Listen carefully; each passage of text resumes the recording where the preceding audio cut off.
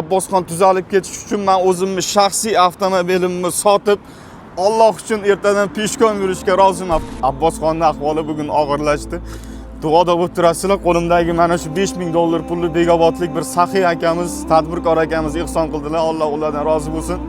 Bizda hozircha yig'ilgan pullarimiz 200 millionga yaqinlashib qoldi. Ozgina podдержкада bo'lsanglar, inshaalloh $20000 qilib olsak, qolgan 10 mingini amallaymiz.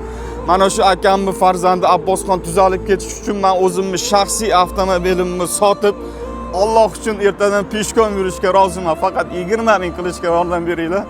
İmkoniylar boricha 10 ming so'mdami mana shu kartalarga ehson qilib shoshilmasak bo'lmaydi. O'rtoqlar, videoga like bosib, ko'plab insonga tarqatib, Abbosxonning haqqiga duo qilinglar. Agar iloji bo'lsa mana shu akamiz ishlaydigan mana shu O'zbek Neftigaz rasmiy profilini ham kommentariyaga admin qilib qo'yinglar.